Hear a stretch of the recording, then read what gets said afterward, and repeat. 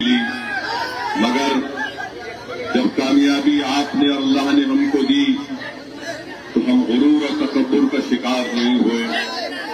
जब हमको नाकामी मिली तो हम आपको छोड़कर नहीं गए, बल्कि हम आज भी असदुद्दीन ओवैसी आपके दरमियान में खड़े होकर पूरी जिम्मेदारी के साथ हमारे बुजुर्गों को, हमारे गयूर नौजवानों को, हमारी माँ और बहनों को इस बात का आश्वासन देता है, वादा करता है कि अल्लाह जब तक असदुद्दीन ओवैसी को जिंदा रखेगा, मैं सीमांचल के इंसाफ की लड़ाई को जारी रखूंगा। कोई दुनिया की ताकत मुझे रोक नहीं सकती बिहार और सीमांचल आने के लिए। आपको ये बात बताना जरूरी समझता हूं कि बीजेपी हो, राजद हो या कांग्रेस हो या लोजपा हो, इन सब का एक ही बात इनको कहना है कि ओवैसी यहां क्यों आता है। आखिर क्या वजह है कि असदुद्दीन ओवैसी 1500 किलोमीटर दूर से निकलकर सीमांचल की सरजमीन को आता है, बिहार को आता है।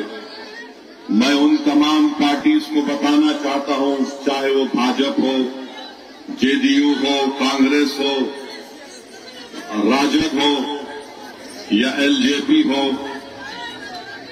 आप जानते हैं, छोड़ दीजिए, छोड़ दो भाई साहब, 6 फुट 3 इंच का आदमी खड़ा है, देखो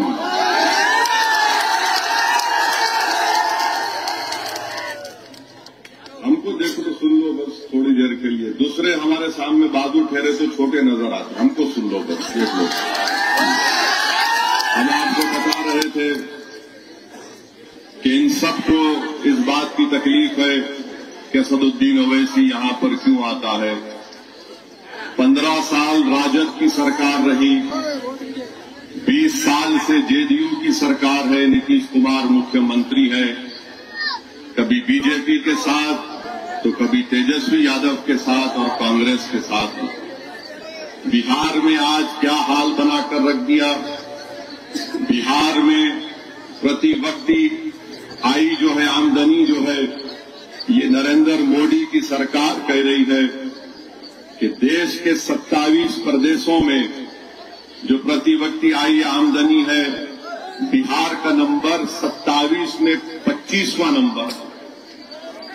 और मैं जिस प्रदेश से आता हूं वहां पर प्रति व्यक्ति आई भारत में सबसे पहले नंबर पर है।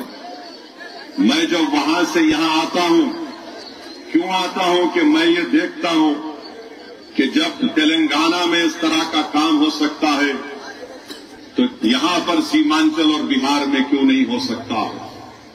15 साल राजद की सरकार, उससे पहले चले जाइए 20 साल कांग्रेस की सरकार, अब 20 साल से जेडीयू की सरकार है।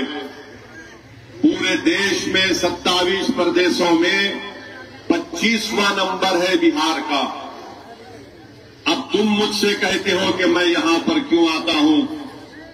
मैं इसलिए यहां पर आता हूं ताकि तुमको आईना दिखाऊं कि तुमने बिहार की जनता को कैसे बर्बाद करने की कोशिश की। फिर आप आ जाइए, हमारी मां और बहनें मेरी बात गौर से सुने। एक मां 9 महीने अपने पेट में एक बच्चे को रखकर जब पैदा करती है तो वो जो तकलीफ उस मां को होती है जब अपने बच्चा या बेटी को पैदा करती है, वो सिर्फ मां और उसका अल्लाह जानता है, रब जानता है। और इसीलिए हम मुसलमानों को रसूल अल्लाह सल्लल्लाहु अलैहि वसल्लम ने यह कहा, जब किसी सहाबी रसूल के सामने, हजरत अब्दुल्लाह इब्न उमर के सामने काबे के तरफ एक बेटे ने अपनी मां को, ज़ईफ मां को गोद में उठाकर काबे का तवाफ किया और आकर अब्दुल्लाह इब्न उमर रज़ी अल्लाह तआला ने पूछा कि बताओ कि क्या मैंने अपने मां का हक अदा किया। तो अब्दुल्लाह इब्न उमर जो फारूक आजम के बेटे, उन्होंने कहा कि तूने कुछ हक अदा नहीं किया अपनी मां का। जब तेरी मां तुझे जन्म दे रही थी तो तू उसकी इतनी तकलीफ को अदा नहीं किया। और वो मां को मैं बता रहा हूं, उन बेटों को बता रहा हूं, बिहार में जो शिशु मृत्यु दर है, यानी जब मां अपने बच्चे को पैदा करती है भारत के 29 प्रदेशों में 27वां नंबर है बिहार का। सबसे ज्यादा बच्चे मर जाते हैं मां के पेट से पैदा होने के बाद। और ये तमाम राजद हो, कांग्रेस हो, लोजपा हो, बीजेपी हो, अब एक नई पार्टी आई, सब बोल रहे हो वैसी क्यों आया रे, इसका जिम्मेदार कौन है बताओ। फिर आप जानते हैं कि स्टंटेड बोलते हैं, यानी उसको हिंदी में बोलते हैं अविकसित बच्चे। क्या नंबर है बिहार का? 29 प्रदेशों में 27वां नंबर है।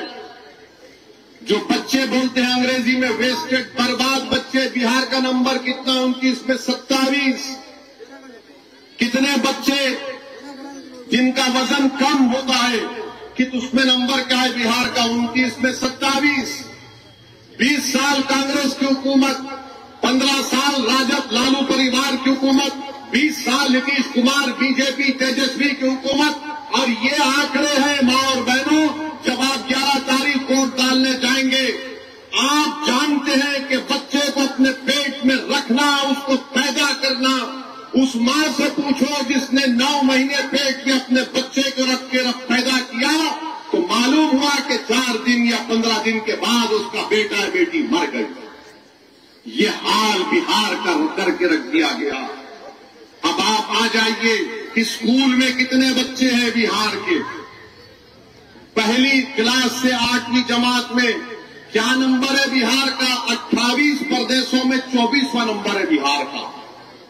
और देश के प्रधानमंत्री नरेंद्र मोदी आकर लंबी लंबी फेंकते हैं कि भाइयों बहनों हम सुनहरा बिहार बना देंगे। तेजस्वी कहते हैं कि नया बिहार बनाएंगे। अरे 28 में 24वां नंबर बिहार का है। जो बच्चे स्कूल में फर्स्ट क्लास से 8वीं क्लास में जाते हैं, कितने बच्चे स्कूल छोड़ देते हैं बिहार में? उनका नंबर क्या है? 28 में 24वां नंबर है बिहार का। अटेंडेंस कितने बच्चे स्कूल को जाते? 6 और 13 साल में बिहार का नंबर 17 है 27 में से। कितने बच्चे स्कूल को जाते हैं 18 और 23 साल में? सबसे कम बिहार का। और ये तमाम के तमाम हमको ही गाली देते हो, ऐसी क्यों आता है, ये आता है। अब आप ये बताइए, आपको जानकर तकलीफ होगी कि बिहार में सिर्फ 9% घर में पानी की पाइपलाइन से पानी आता। 20 साल कांग्रेस की सरकार, 15 साल लालू परिवार की सरकार, 20 साल नीतीश कुमार तेजस्वी मोदी की सरकार, और आप हमको गाली देते हैं तुम सिर्फ 9% घर में पानी का लाइन लेकर गए और बड़ा दावा करते नल जल। अब आप जब सीमांचल की हम बात करते हैं, सीमांचल में आप देख लो कितना जुल्म सीमांचल में हो रहा है। हमारी मां और बहनों, सीमांचल में सबसे ज्यादा शिशु मृत्यु दर, जो बच्चा अपनी मां की कोख से पैदा होता है, सबसे ज्यादा मौत मुस्लिम और खवातीन के बच्चों की होती है। अब आप मुझसे कहते हैं ये क्यों होता है? आप जानिए, सबसे ज्यादा बिहार में गांव में जो मां अपने बच्चे को या बेटी को पैदा करती है, सबसे ज्यादा 90% मुस्लिम हमारी बेटियां अपने घर में पैदा करती हैं। क्यों पैदा करती हैं? क्योंकि जिन जिन ने राज किया बिहार पर, वो अस्पताल नहीं बना सके। मेरे भाई, ताली मारने के लिए नहीं, सोचने के लिए है। और फिर बिहार के गवर्नमेंट का डेटा है कि गरीबी रेखा के दर से बिहार में मुसलमान 50% गांव में गरीबी रेखा के नीचे जिंदगी गुजारते हैं। शहर में 44% गुजारते हैं। ये किशनगंज का जिला है, यहां पर खवानगी का तनासुब खाली 55% है। 55% किशनगंज में है। और बच्चे जिसको मैंने अभी आपके सामने रखा, किशनगंज जिले में जिसको कहते अविकसित बच्चे, कितने हैं किशनगंज में? जिला में 50%। गरीबी कितना है किशनगंज जिला में? 44%। और कितना इलाका इस किशनगंज का जो सैलाब आता है, कटाव होता है, 55% इलाका जिले का सैलाब आता। और ये सब के सब हमको गाली देते हैं। अबे यार, तुम लोग इतने साल हुकूमत करे, 20 साल कांग्रेस ने किया, 15 साल लालू परिवार ने किया, 20 साल नीतीश कुमार, नरेंद्र मोदी, तेजस्वी यादव ने किया, और तुम हमको बोल रहे हो। मैं तुम्हारे मुंह पर ये फेंक रहा हूं, अगर गीरत है तो तुम बहादुरगंज या सीमांचल में वोट मांगने मत आओ। तुम लोग, तुमने धोखा दिया इस जनता को, और आज हमको बोलते हैं कि क्यों आ रहे हैं? इसलिए आ रहे हैं ये नाइंसाफी को खत्म करने के लिए। हम कब तक तुमको वोट डालकर हमारे माओ जो बच्चे पैदा करते हैं उनकी खबरों पर तुम अपने इक़्तिदार के महल तामीर करोगे? हमारा बच्चा बेटी स्कूल को नहीं जाता, उनका मुस्तकबिल बर्बाद हो गया, मगर तुम्हारी औलाद का बेटा मुख्यमंत्री बनेगा? ये नहीं हो सकता है भाई। ये लड़ाई बराबरी की है। ये बात बताने के लिए असदुद्दीन ओवैसी आज आपके दरमियान में आया, और हम आपसे वादा करके जा रहे हैं कि इंशाअल्लाह ताला, अब आप देखिए सीमांचल की हम बात कर रहे थे ना, आपने नरेंद्र मोदी को सत्ता दी, 3 मर्तबा प्रधानमंत्री बनाया, नीतीश कुमार को सत्ता दी, 20 साल मुख्यमंत्री, आपने लालू परिवार को सत्ता दी, 15 साल मुख्यमंत्री, 20 साल में 2 मर्तबा तेजस्वी मुख्यमंत्री। अब बताओ सीमांचल में क्या किया? सीमांचल में क्या किया और पटना में क्या किया? आप देख लो, पटना में एम्स है, पटना में IIT है, NIT है, NIFT है, NLU है, PMCH है, NMCH है, राजगीर और गया में IIM है, सेंट्रल यूनिवर्सिटी है, नालंदा यूनिवर्सिटी है, बिहार पुलिस अकादमी है। और सीमांचल में क्या है? एक किशनगंज में अलीगढ़ मुस्लिम यूनिवर्सिटी का टीन और एस्बेस्टस के शेड पर चलने वाला एक सेंटर है। यानी जो कुछ होगा उधर होगा। और पटना से सीमांचल की दूरी 300 किलोमीटर की है। ऐ दिल्ली और पटना में बैठने वालों, इक़्तिदार पर बैठकर सीमांचल की जनता से जुल्म करने वालों, तुम इतना सब बना दिए पटना राजगीर में, तो सीमांचल ये इंसानों की बस्ती है। यहाँ पर हिंदू भी है, मुसलमान भी है, दलित भी है, सब है यहाँ पर।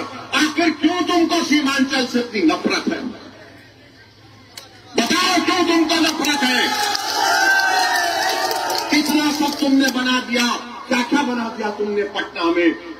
मोदी को 3 मर्तबा प्रधानमंत्री बनाया तो मोदी का दिल अटकावा रहता अहमदाबाद में। लालू परिवार को मुख्यमंत्री बनाया तो उनका दिल अटकावा एक ही बेटे में। नीतीश कुमार को मुख्यमंत्री बनाया तो उनका दिल अटकावा राजगीर में।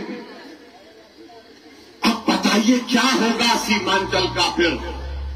और फिर बीजेपी क्या बोलती है? सीमांचल में घुस बैठी है, सीमांचल में घुस बैठी है। हमारे शेरशाहवादी भाइयों को कहते हैं, वो उनका एक मिनिस्टर आकर कहा, बढ़िया बढ़िया लोगों को घुसपैठी कह दिया। नरेंद्र मोदी की सरकार के मंत्री शेरशाहवादी बढ़िया जबान बोलते हैं, मगर बढ़िया इंसान भी है वो। तुम इस तरह की इल्जाम सीमांचल की जनता पर नहीं लगा सकते। घुसपैठी, अरे घुसपैठी आ रहा है तो मैं गृह मंत्री हूं देश का, या तौसीफ पालन प्रधानमंत्री है देश का। तुम्हारी नाक के नीचे अगर कोई आ रहा है तो तुमको इस्तीफा देना पड़ेगा। तुम सीमांचल की जनता पर इस तरह का इल्जाम नहीं लगा सकते। तुम सीमांचल में क्यों नहीं काम करवाया बताओ? इतना सब तुमने पटना राजगीर में खोल दिया, सीमांचल में क्या खोला? तो बोलेंगे एयरपोर्ट खोला। अभी और लड़ के खोलना पड़ा। अब हमारे भाषण के बाद लोग बोलेंगे वैसे तू क्या करेगा? मेरे भाई, मैं तुमको कह रहा हूं, सीमांचल चांद पर नहीं है, सीमांचल बिहार में है। और हम ये करना चाहते हैं कि सीमांचल में एक फास्ट ट्रैक, एक ट्रेन चले दिल्ली सीमांचल से। किसको नहीं आ रहा आवाज? हमारी आवाज नहीं आ रही, फोन पे नहीं आ रही ना, कोई फोन नहीं लगेगा। सिर्फ कनेक्शन ओवैसी से पैदा हो गया, कोई फोन नहीं। आप कोई लगा, खाली हमारी आवाज चलेगी। तो ट्रेन चलना चाहिए दिल्ली सीमांचल, एक रेल लिंक चाहिए, और डेली पटना किशनगंज अरारिया वंदे भारत चलना चाहिए। अच्छा, फैक्ट्री क्यों नहीं लगती? हम ये मुतालबा करेंगे, हम करवाएंगे NH-31 NH-57 पे फैक्ट्री लगे और लगाएंगे इंशाअल्लाह ताला। और हम सीमांचल में, सुनो, सीमांचल में 100 से ज्यादा कम्युनिटी क्लिनिक का मुतालबा करेंगे और बनाएंगे इंशाअल्लाह ताला। जहां पर डॉक्टर दवा नहीं है इंतजाम करेंगे, सरकार में आएंगे, सरकार को दबाएंगे, इलाज करेंगे सरकार का, ताकि सीमांचल की जो गरीबी का खात्मा हो सके इंशाअल्लाह ताला। और फिर हम लड़ेंगे 3000 करोड़ रुपये लेकर, कोसी का जो वो नदी का एम्बैंकमेंट उसको मजबूत किया जाएगा। कमुने आजकल फोन में ऐप मालूम ना, उस ऐप के जरिए से अगर सैलाब आ रहा तो इत्तला देने का इंतजाम मजलिस करवाएगी। और फिर खरीदी का सेंटर किशनगंज और अरारिया में खुलाया जाएगा इंशाअल्लाह ताला।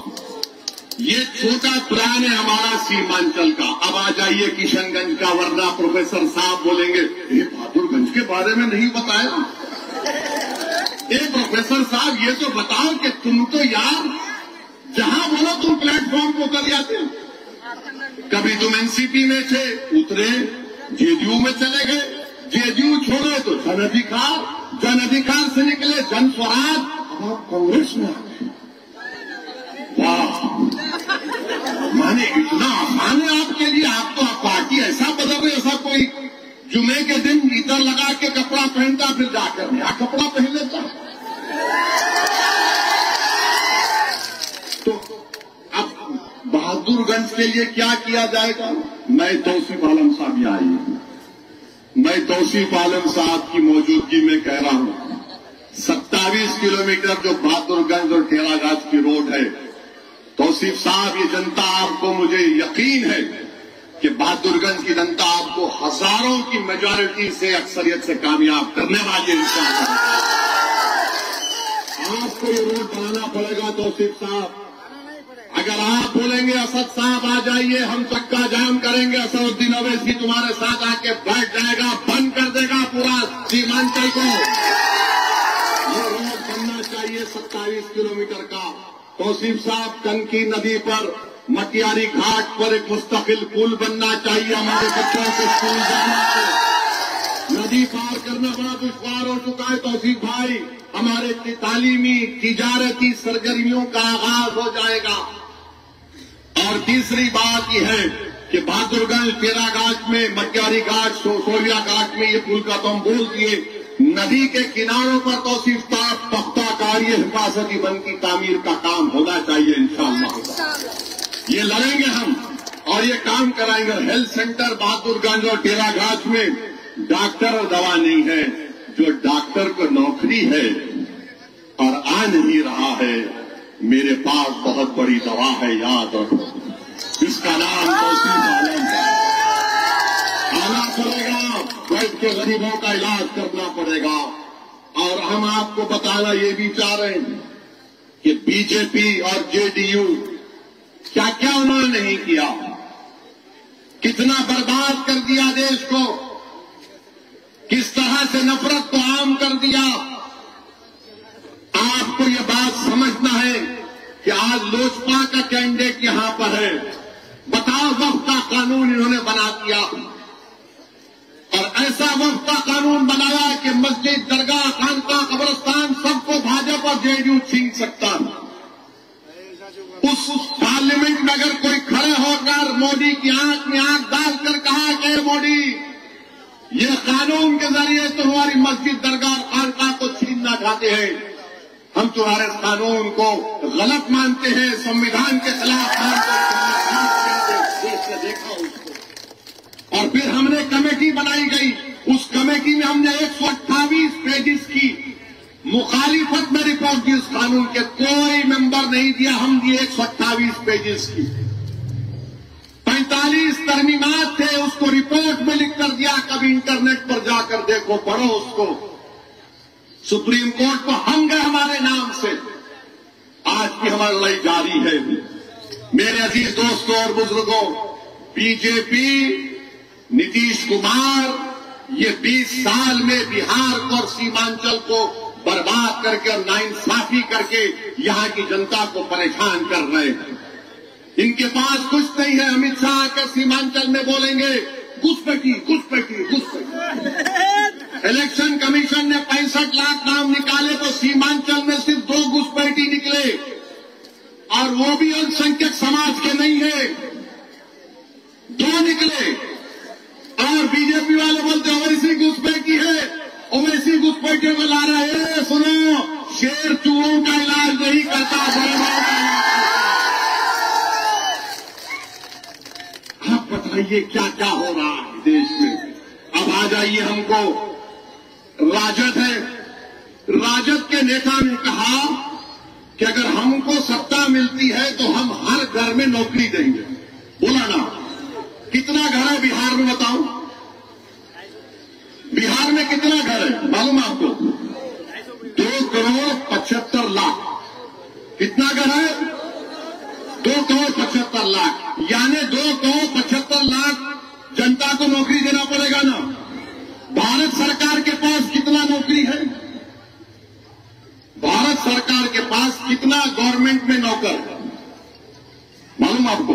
पूरा भारत सरकार के पास 55 मंत्रालय हैं। नौकर कितने हैं? 30,50,000। पूरे भारत सरकार में नौकर है 30,50,000। और तेजस्वी बोलता है कि बिहार में 2,75,00,000 लोगों को नौकरी दे देगा। अरे भाई, क्या कंपटीशन चल रहा है तुम में मोदी में लंबा लंबा फेंकने का? अच्छा, अभी अगर 2,75,00,000 लोगों को नौकरी देते भी है, समझे, मान लिया, वरना बोलेंगे ओवैसी तेरा क्या। ठीक है, चलो, एक आदमी को तो कम से कम 25,000 देना पड़ेगा तनख्वाह। 25,000 देना पड़ेगा ना। अब 25,000 का अगर आप लगा लिए 2,75,00,000 तो करीब 8,28,000 करोड़ रुपये होंगे। कितना होगा? 8,28,000 करोड़ रुपये। और बिहार का कुल बजट कितना है? 2 लाख करोड़। 2 लाख करोड़। तो मालूम हुआ कि ये बोल रहे हैं कि मोदी फेंक सकते तो मैं उनसे आगे फेंकूंगा। याद रखो तेजस्वी, सीमांचल की जनता बड़ी बाशऊर है, इतनी भोली भाली नहीं है। ये गरीब जरूर है मगर झूठे को और सच्चे को पहचानने वाले हैं। आप बताइए बिहार का बजट 2 लाख करोड़। अगर 2,75,000 लोगों को नौकरी मिलेगी, 2,75,00,000, 2 करोड़, तो उसका बजट होगा 8,28,000 करोड़ रुपये। क्यों ऐसा बोलते मेरे भाई? और तुम हमारे विधायक को बोलते ये पढ़ा लिखा नहीं है। ये सबसे काबिल आदमी है, ये सबसे ईमानदार आदमी है। ये जिस पार्टी में रहा उसका वफादार बनकर रहा। और हमने इनका नाम कब ऐलान किया? चुनाव से पहले नहीं, 4 महीने पहले अप्रैल में आकर किया था बहादुरगंज में कि तौसीफ आलम मजलिस का उम्मीदवार होगा। मेरे अजीज दोस्तों और बुजुर्गों, तो ये जो कंपटीशन हो रहा है लोगों को बेवकूफ बनाने का, इसमें आप मत पड़िए। जो हमने आपके सामने रखा सीमांचल के लिए, ये चीजें हम हासिल कर सकते हैं। और जो लोग गठबंधन की बात कर रहे हैं, मैं उनसे पूछना चाह रहा हूं कि तुमने गठबंधन में मल्ला वीआईपी पार्टी को लिया, तुमने गठबंधन में मल्ला वीआईपी पार्टी को लिया, और उसने इलेक्शन से पहले तेजस्वी के बाजू बैठकर कह दिया कि हम उप मुख्यमंत्री होंगे, मल्ला का बेटा उप मुख्यमंत्री होगा। मैं सलाम करता हूं मल्ला बरादरी को, जो बिहार में 3 और 3.5% के दरमियान में है। मैं 17% हमारे भाई बहनों से, अल्पसंख्यक समाज से पूछना चाह रहा हूं, मेरे भाई, तुम कब अपनी जबान को खोलोगे? तुम कब तक सिर्फ असदुद्दीन ओवैसी को गाली दोगे? तुम कब तक मजलिस को बदनाम करने की कोशिश करोगे? याद रखो, मजलिस सीमांचल के घर घर में पहुंच चुकी है। मजलिस सीमांचल के नौजवानों, बुजुर्गों के और मां और बहनों की दुआओं में शामिल हो चुकी है। तुम्हारी गाली और तुम्हारी धूप से फर्क पड़ने वाला नहीं है। इस सरजमीन पर इनकलाब लिखा जा चुका है और इनकलाब आएगा इंशाअल्लाह ताला। तुमने मजलूमों को दबाया, अब वही गरीब का बच्चा खड़ा होकर इंशाअल्लाह ताला क़यादत करेगा। मैं बहादुरगंज तेरा गाज में खड़े होकर कह रहा हूं, क्या तुमको तौसीफ आलम के बाप का नाम मालूम है? क्या तुमको तौसीफ आलम के वालिद का नाम मालूम है? अब मैं तुमसे कह रहा हूं, जब एक मल्ला का बेटा उप मुख्यमंत्री बन सकता है, तो क्या जमशेद आलम का बेटा मुख्यमंत्री नहीं बन सकता? क्या आदम का बेटा मुख्यमंत्री नहीं बन सकता? क्या मोहम्मद का बेटा मुख्यमंत्री नहीं बन सकता? क्या अबू बकर का बेटा, उस्मान का बेटा, उमर का बेटा, अली का बेटा मुख्यमंत्री नहीं बन सकता? क्या फातिमा का बेटा मुख्यमंत्री नहीं बन सकता? बन सकता है, मगर शर्त यह है कि आपको इत्तेहाद को मजबूत करना पड़ेगा। अगर आप ये डर डर कर सोचते रहेंगे कैसा अगर होगा मेरे भाई, हम आपके ख्वाबों को पूरा करेंगे इंशाअल्लाह ताला। अल्लाह हमारे साथ देगा और अल्लाह हमको कामयाब और कामरान करेगा। लोग ये बोलते हो वैसे ही तुम यहां क्यों आए? अरे मैं यहां पर आपको मुख्यमंत्री, आपको ताकतवर बनाने आया। अगर अख्तरुल ईमान अब्दुल रशीद सिद्दीक का बेटा नहीं बन सकता, बन सकता है। जब 3.5% वाला कहता है कि मल्ला का बेटा बनेगा, तो 17% का हर नौजवान, हर मां बोलेगी मेरे बेटे को क्यों नहीं बन सकता, मेरा बेटा भी बन सकता है, मेरी बेटी भी बन सकती है। अब ये हम जब बात करते हैं तो इन सबको पेट में दर्द शुरू हो जाता है। ये क्या बात कर रहा है? बराबर हिस्सेदारी की बात होगी, सम्मान की बात होगी। तो आपसे अपील करने आए हैं कि 11 तारीख के दिन बहादुरगंज में हम आपसे गुजारिश कर रहे हैं कि अपना एक कोट बहादुरगंज के विकास के लिए, सीमांचल के इंसाफ के लिए और सामाजिक न्याय बिहार में हासिल करने के लिए हम आपसे अपील कर रहे हैं कि आप मजलिस इत्तेहादुल मुस्लिमीन के उम्मीदवार को कामयाब करें। मेरे भाई 20 साल नीतीश कुमार के, मोदी और तेजस्वी के साथ, 15 साल लालू परिवार को इख्तियार मिला, कांग्रेस को 20 साल मिला।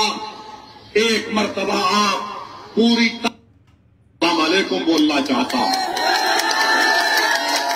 अंजार नईमी साहब, मेरा दिल आज भी साफ है।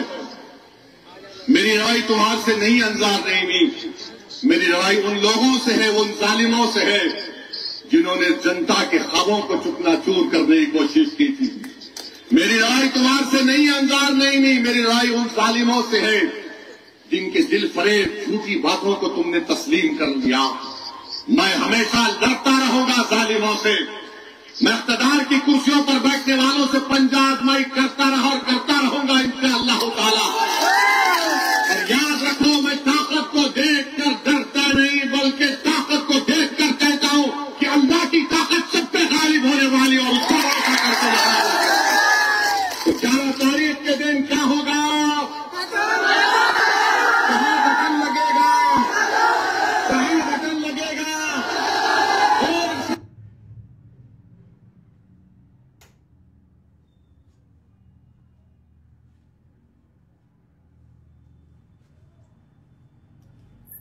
दोस्तों, सुना आपने कहीं ना कहीं असदुद्दीन ओवैसी साहब को कि किस तरीके से उन्होंने जो है वो लोगों को खिताब किया और लोगों से अपनी बात रखी है। असदुद्दीन ओवैसी आप तमाम लोग जानते हैं कि वो सीमांचल के दौरे पर है और सीमांचल में पहुंच करके उन्होंने जो है अपनी बात वहां रखी है।